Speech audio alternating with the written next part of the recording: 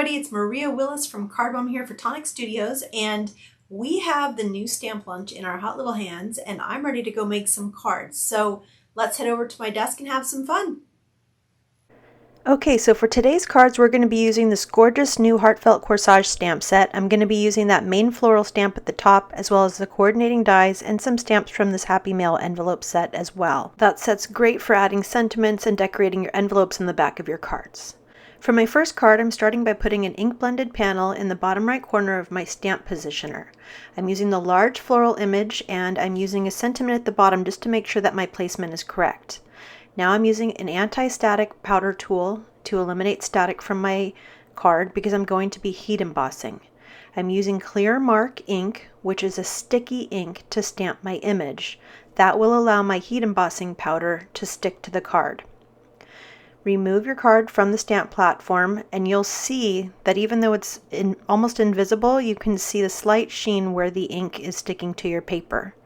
It's shiny because it's still wet.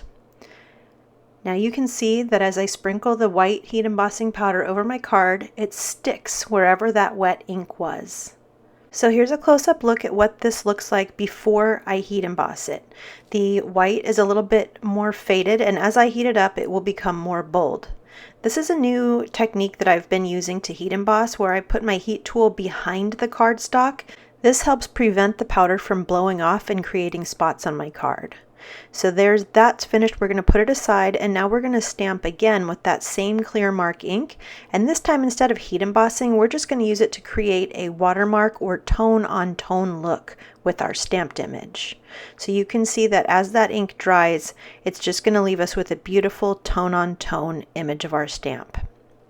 Now I'm going back to my ink blended panel, and I'm going to stamp that sentiment on the bottom left corner. This time I'm going to be using permanent black shadow ink. I like this ink because it's bold and crisp. So now that one is done. We're just going to adhere it to a card base. I've already put foam adhesive on the back of it, and now I just need to center it on one of these pre-cut card blanks. I really love these card blanks because it means I don't have to cut anything or fold anything on my own. Now back to this clear marked stamped image. We're going to use the coordinating dies to cut this out. So I just center that over the top of the floral image, and I use small pieces of washi tape to hold the die down. And now I'm going to put it between my cutting plates and run that through my tangerine. I only need to run this through once, and I'm going to end up with a perfect cut. And this was kind of funny. I opened up my cutting plates and I was like, where did my die cut go? But there it is. It's just stuck to the bottom of the top plate. So pop, that just came out perfectly and easily. And now I have this beautiful, perfectly cut out image. So that's going to go right on the front of my card like that, but I decided that I wanted to have a little bit of color coming out of the background. So I'm using some purple ink to ink blend, and I know that that spot in the center looks horrible, but that's going to be behind the floral image, and I wanted the color to be radiating out from behind the floral image. So I started in the center and blended softly outwards towards the edge of the card, fading it into white on the edges. Now I'm going to create my own sentiment from this Happy Mail envelope stamp set, and I would want this to say Sending Smiles. I love this bold font of this Sending Smiles. It reminds me, it's classy, but it's also a little bit graffiti-ish, so I feel like you can use it on a lot of different types of cards. And now you can see what I'm showing you here is that I used the lines on my stamp platform to make sure that my sentiment was lined up properly. So you don't have to eyeball it. Use those lines if you're not sure. So again, I used that same black shadow ink, and all I have to do now to finish this card off is to put some foam adhesive on the back of that die cut and pop it on. I wanted it to have a little bit more detail to it, so I ended up grabbing my dream drops and adding dream drops over the tops of the flowers and some on the background as well.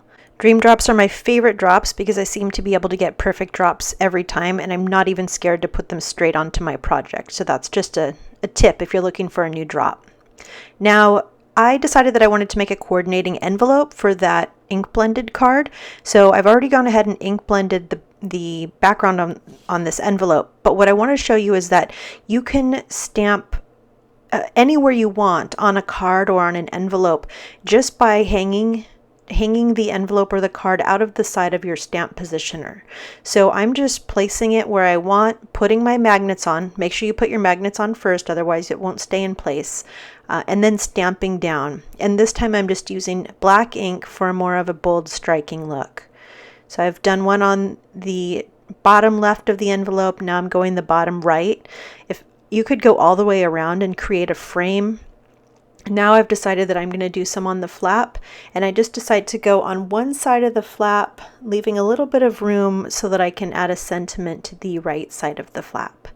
So there we go. I've used the Not Licked stamp from the Happy Mail envelope set. And now I'm checking out the back of that card, and I just want to add a little bit something more to that as well. So I'm pulling out a couple of stamps, and I'm going to put this card into my stamp positioner. And this works because I haven't added dimension onto the front of my card yet. If I tried to do this with a card that had a die cut on the front, I probably wouldn't get even stamping at this point. So I put the bottom stamp on first so that I wouldn't have trouble with spacing. And it says, I made this for you. You can never throw it away. I love how you can mix and match those sentiments.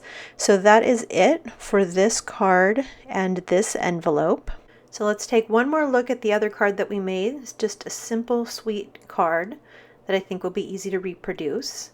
Now remember, if you are interested in checking out any of these products, you can find them right now on the Tonic Studios websites. Just follow the links in the description box below. Have an awesome day, you guys. Bye!